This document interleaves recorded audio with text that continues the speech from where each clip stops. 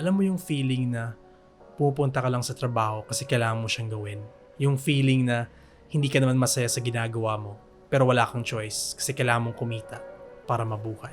That was me at the end of 2017. I had been working for almost 10 years in a corporate setting, and I was at the point na every day was a struggle to get to work. Every day gumagawa ko ng excuse sa isipan ko not to go to work. And it really was a turning point in my life. And I vividly remember, lagi kong chinecheck ang jobstreet.com, jobsdb.com, hindi pa kasi usong LinkedIn at that time, looking for my dream job.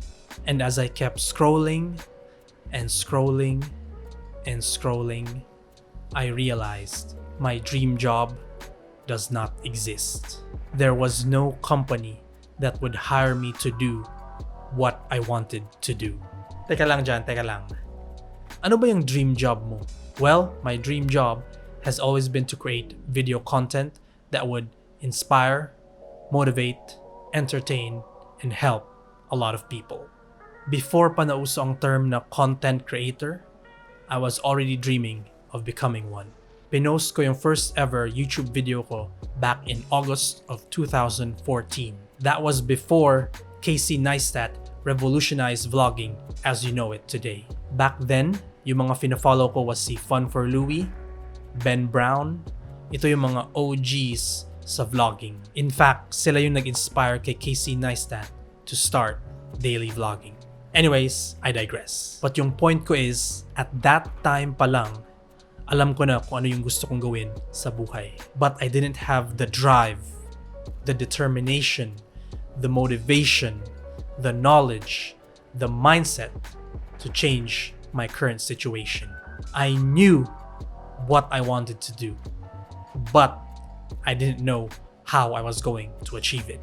So back to that turning point in my life, I was feeling stuck, stressed, demotivated. I decided then that I had had enough of the corporate world, and so I quit. If I could go back and change one thing about my decision back then, it would have been to establish a freelance career while I still had my day job. I quit my job with no solid plan. I just knew I wanted to do something with video, pero wala akong concrete plan as to how I could turn that into a career. In other words, wala akong clarity.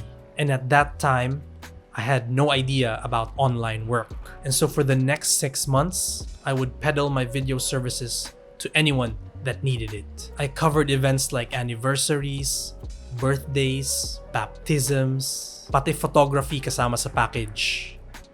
All in one eh.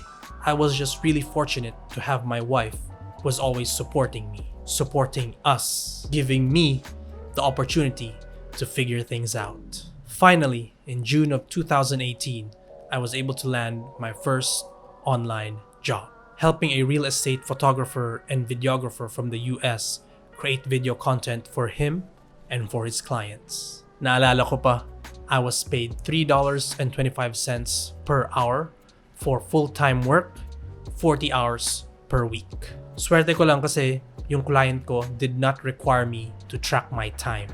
All he asked was a daily update at the end of the day kung ano yung mga tasks na natapos ko. And I had to admit, I was happy. Ang dami kong natutunan while I was doing the work. And I actually consider yung client ko na yon not just a client, but actually a mentor as well. Because ang dami kong natutunan sa kanya, and he really helped me a lot. Unfortunately, even though I was doing freelance work, yung mindset ko, employee pa rin. A lot of people say that freelancing is unstable, na hindi ka makakasiguro sa income mo each month. And medyo totoo nga yun, but the reality is, freelancing itself is not unstable. It's the freelancer who is unstable. If you don't consider your freelancing career as a business, where you generate leads, make sales, and retain clients, then you're still an employee dependent on one client. And that's exactly what happened to me. 6 months later, my client, my one and only client, decided to go in a different direction with his business. And I was out of a job. Again. Fast forward to the middle of 2019, after struggling for a few months with low-paying jobs and even lower character clients, my account and application for Upwork is approved. And through Upwork, I'm able to land a few high-paying projects. And this time, having learned my lesson from my first client, now I have several clients that I'm working with at the same time. So yung income ko hindi na siya dependent on just one person or company. So finally, I'm treating my freelance career as a business. And slowly, I'm shifting my mindset from employee to business owner. During this time as well, I come across a freelancer by the name of John Pagulayan. Nakita ko yung ad niya sa Facebook and I clicked on the link. And I will never forget how I felt after reading the free 4-part lesson that he shared. After ko hinatid yung wife ko sa work niya, tulala ako pauwi sa bahay. Ang nasa isip ko, ano ba tong ginagawa ko sa freelancing? May iba pa palang paraan on how to do freelancing? A better way? A new brand of freelancing? Since wala akong guide when I started freelancing, I had to figure things out on my own. Wala akong idea tungkol sa revenue line, choosing a market, and positioning myself. Hindi ko alam na pwede pala ako bayaran kahit wala pa akong ginagawa ng work. Hindi ko alam na I can charge as much as I want as long as I can deliver 10x results for my clients. In short, my mind was blown.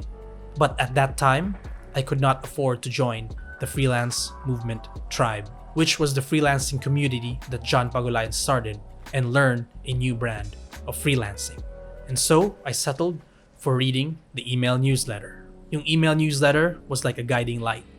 It was like a friend talking to me, motivating me. I held on to that newsletter, and I never imagined in my wildest dreams that one day I would be featured on that very same newsletter. Finally, this 2020, after more than a year of following and reading the Tribe newsletter, I was fortunate enough to be able to join and learn this new brand of freelancing.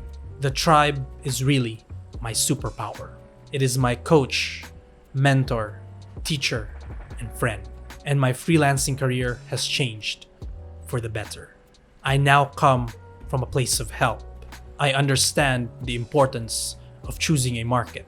I understand the revenue line and how I can position myself as a premium freelancer who can deliver premium results. I'm still a work in progress, no doubt. There are days where I question myself and my capabilities. Days where I am confused, frustrated, and lost. But I only need to look at my tribe community to see what's possible if you trust the process. I only need to look at my wife, Christine, my baby girl, Riri, and another baby girl coming along to remind me of why I am freelancing in the first place. I now understand the mindset needed to get me from my current situation to my desired situation. And I'm continuing to make these videos because I know each video gets me closer to my ultimate goal, my dream job. If you're an employee and you want to try freelancing, huwag niyo ako tularan. Instead, watch the video on the screen right now on how you can transition from being a full-time employee to becoming a freelancer. I am confident that this video will help you at the very least start thinking about how you can generate extra income while you still have a day job. That way, once you finally take the leap, you will be better prepared for success. Ayos ba?